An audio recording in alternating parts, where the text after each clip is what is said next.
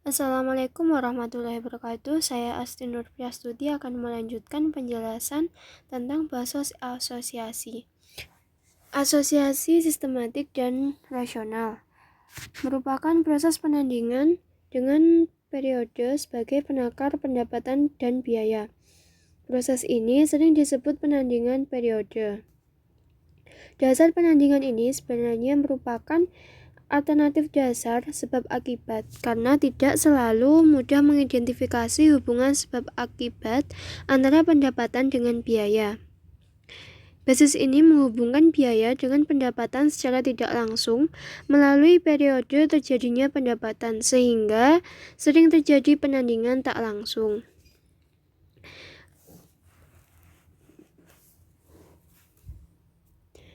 Dasar ini cukup beralasan untuk beberapa jenis kos yang memang sangat erat kaitannya dengan waktu, seperti depresiasi, bunga, sewa, asuransi, dan semacamnya.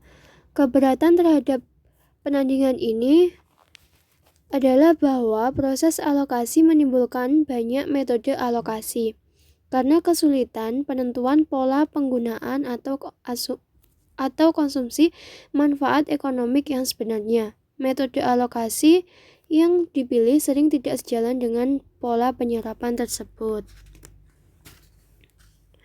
Alasan lain yang mendukung dasar penandingan ini yang pertama adalah banyaknya jenis biaya periode yang berkaitan secara tidak langsung dengan pendapatan periode berjalan, sehingga tidaklah terlalu menyimpang dari asosiasi sebab akibat. Meskipun kos potensi jasa diakui dan dilaporkan sebagai biaya pada saat potensi jasa tersebut dikonsumsi. Yang kedua, memang sulit untuk mencari kaitan langsung antara biaya-biaya tertentu dengan pendapatan.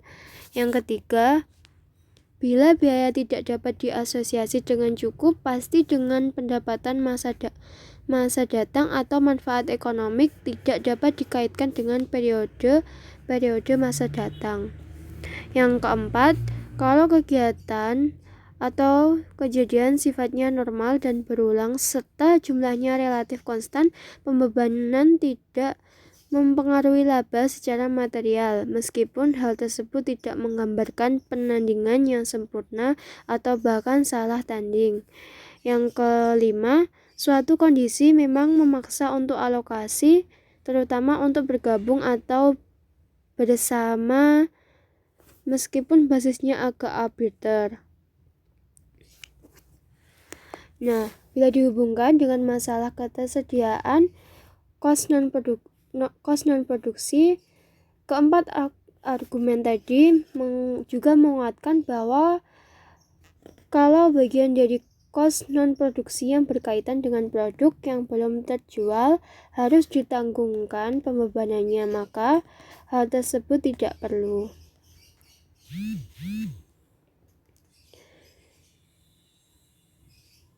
Bila kos non-produksi bersifat normal dan berulang, laba tidak akan terpengaruh oleh ditunda atau tidaknya pembebanan kos non-produksi tersebut meskipun terjadinya salah tanding. Makna alokasi antar periode itu sebenarnya adalah penundaan pembebanan. Patton dan Leighton mengemukakan bahwa aset pada dasarnya merupakan beban tangguhan.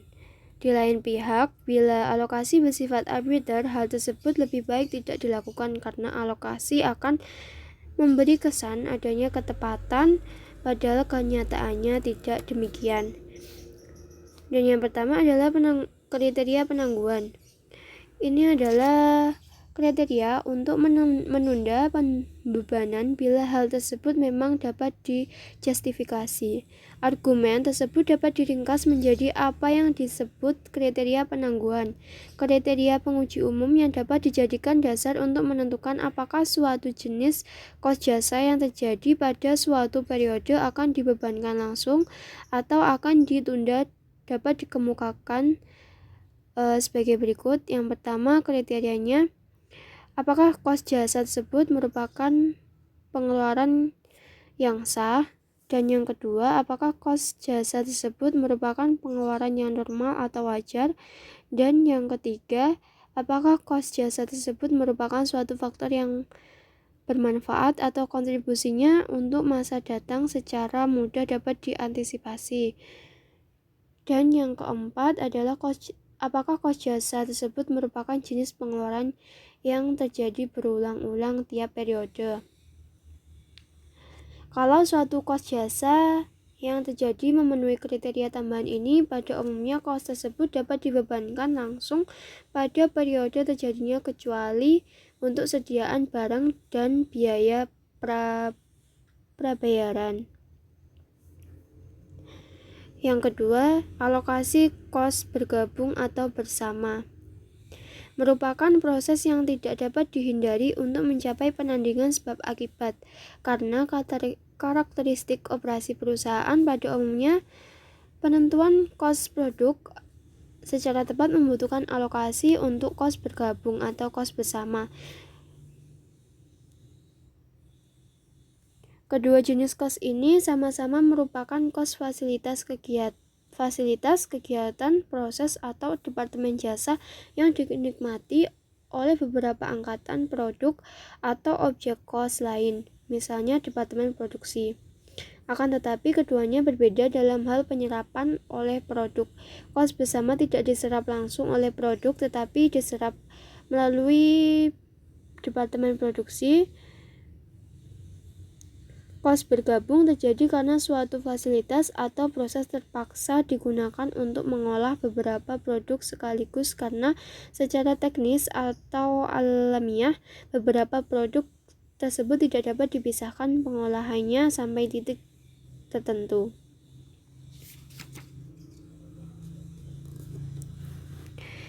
Yang ketiga, alokasi bukan sarana pemerataan laba. Dalam akuntansi manajerial dikenal metode yang sering disebut pengkosan normal. Dengan metode ini, cost overhead dibebankan ke produk atas dasar tarif taksiran untuk suatu periode. Tujuannya adalah agar kos produksi untuk periode interim atau bulanan itu menggambarkan kos yang tepat dibanding kos aktual periode tersebut. Hal ini dilakukan untuk mengingat pos-pos overhead tidak terjadi sehingga merata sepanjang tahun. Sehubungan dengan gagasan tersebut, dalam hal apapun harus dibedakan dengan tegas antara kebijakan penyebaran kos ke dalam periode-periode interim atau bulanan dan kebijakan yang bertujuan semata-mata untuk meratakan fluktuasi tahunan akibat bervariasinya kondisi ekonomi jangka panjang. Untuk mengatasi fluktuasi laba tahunan, cara terbaik adalah menerbitkan serangkaian statement laba rugi tahunan seperti apa adanya, bukan serangkaian statement laba yang telah diratakan. Dan yang terakhir adalah pendekatan non-alokasi. Di atas tadi telah dibahas tentang keperluan untuk penandingan biaya dan pendapatan secara tepat menuntut adanya alokasi. Alokasi baik interim maupun antar periode tidak dapat dihindari.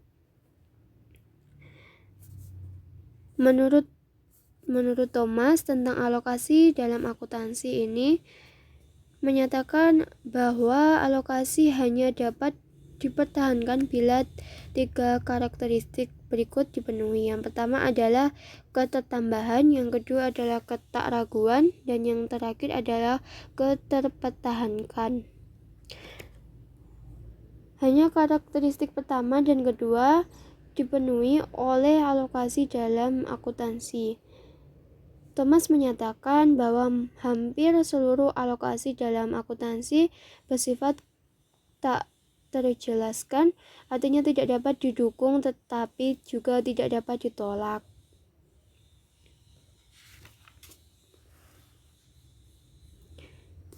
Alokasi merupakan usaha akuntansi untuk mengasosiasi biaya dan pendapatan secara layak bila terdapat basis untuk mengasosiasi secara langsung atas dasar sebab akibat. Bila alokasi dianggap suatu teori, alokasi dapat dipertahankan secara filosofis dengan semangat refutasi ilmiah.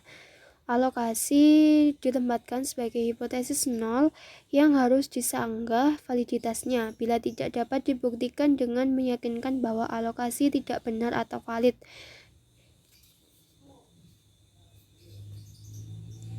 Maka alokasi terpaksa harus diterima atau tidak dapat ditolak. Selanjutnya adalah pembebanan arbiter.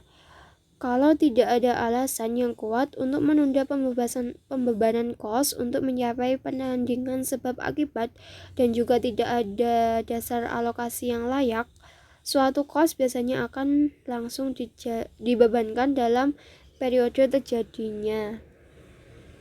Ini berarti bahwa kos ditandingkan dengan pendapatan secara arbiter. Konsep ini yang melandasi pembebanan semacam ini semata-mata adalah kepraktisan.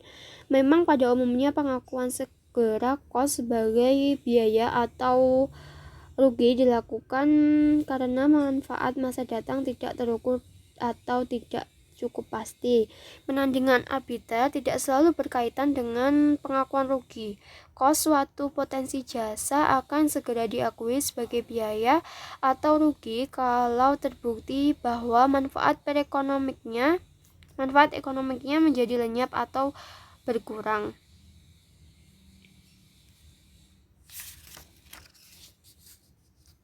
Selanjutnya adalah penandingan dan pos biaya sediaan. Penakar yang ideal adalah unit produk karena pendapatan diciptakan dengan menyerahkan produk.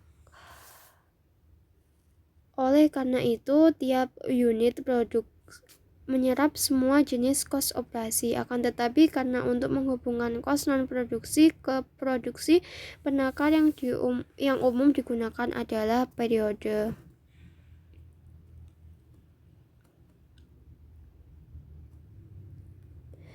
Dengan periode sebagai penakar, kos objek atau kegiatan sebagai pengukur biaya yang dimasukkan ke dalam penakar tidak harus jelas dan tegas berkaitan dengan pendapatan yang masuk dalam penakar atau periode tersebut. Penakaran berbasis periode menjadikan alokasi sistematik dan rasional suatu hal yang tidak dapat dihindari. Bahkan bila mana alokasi sistematik dan rasional tidak dapat ditentukan dengan jelas, suatu kos dapat diakui segera secara arbiter sebagai rugi.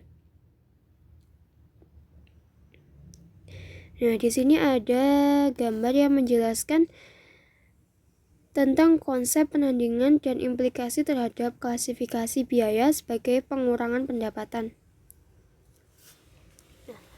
Nah, tadi telah disebutkan sebelumnya bahwa untuk menyusun statement laba rugi periodik, pendapatan ditakar lebih dahulu dan baru kemudian biaya yang tepat dimasukkan dalam penakar yang sama sehingga laba yang tepat dapat ditentukan. Penyajian biaya sebagai beban pendapatan juga mengikuti konvensi ini dan pos-pos yang biasa disajikan berdasarkan basis asosiasi.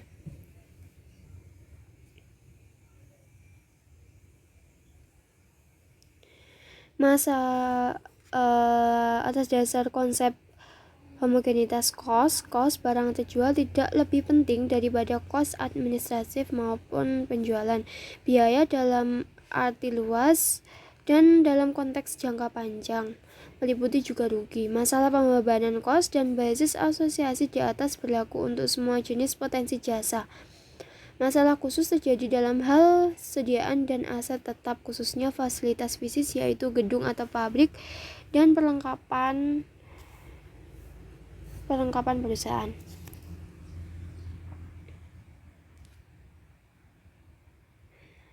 Kemudian adalah sediaan berkaitan dengan pengukuran kos barang terjual dalam rangka penandingan dengan pendapatan dan masalah penilaian.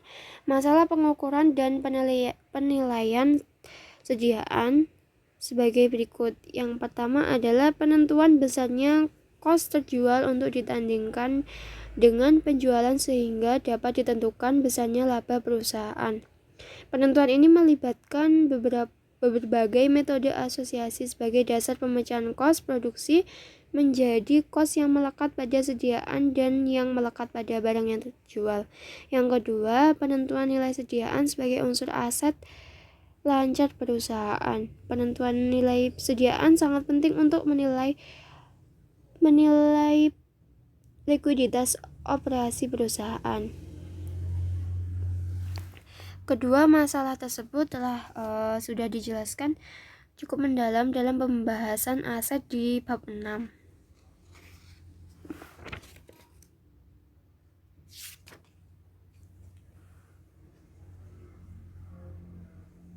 Untuk mencapai tujuan yang pertama, biasanya harus ditentukan secara fisik kuantitas barang yang belum terjual dan yang sudah terjual. Penentuan kuantitas fisik sediaan merupakan langkah awal pengukuran dan penilaian karena aliran kos tidak selalu mengikuti secara persis aliran fisik barang. Diperlukan metode asosiasi yang paling menggambarkan kegiatan operasi sesungguhnya sehingga penandingannya tepat antara biaya kos barang terjual dan pendapatan dapat dicapai.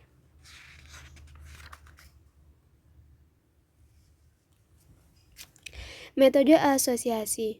Metode asosiasi menjadi basis untuk menentukan unit fisik terjual dan kos yang melekat dengan jumlah rupiah penjualan.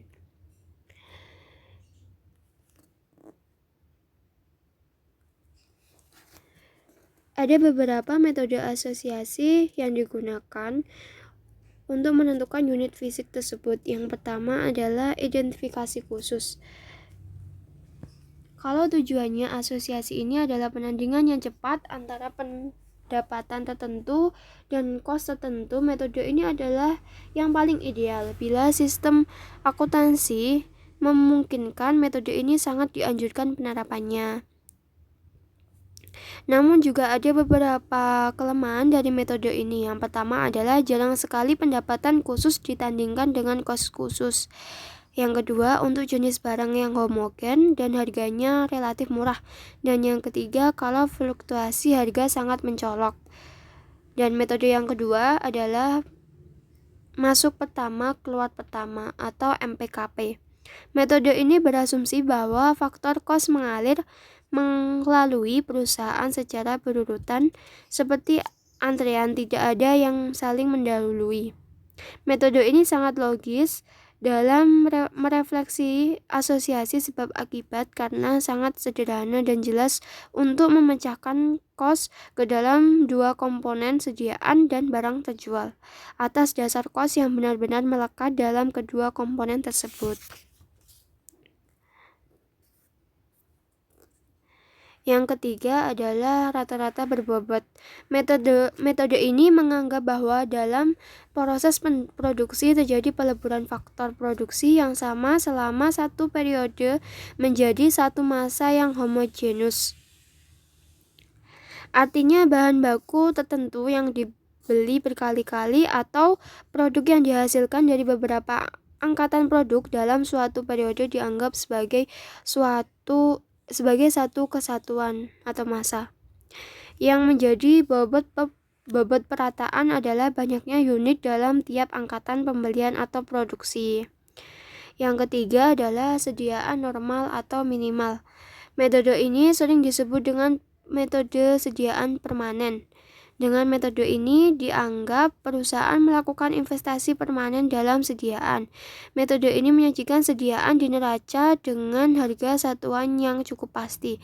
Biasanya harga satuan yang ditentukan untuk sediaan minimal cukup rendah.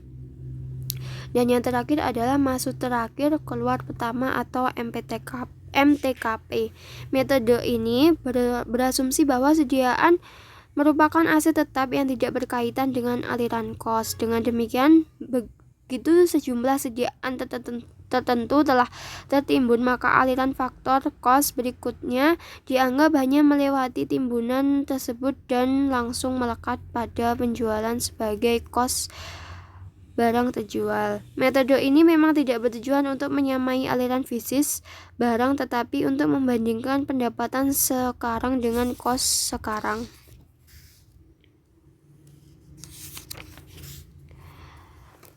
Implikasi metode asosiasi terhadap laba ini dalam bidang-bidang usaha tertentu yang volumenya penjualan dan harga bahan bakunya berfluktuasi cukup besar antar periode, metode MTKP mendapat dukungan yang sangat kuat sebagai salah satu cara untuk menstabilkan laba periodik sampai tingkat tertentu.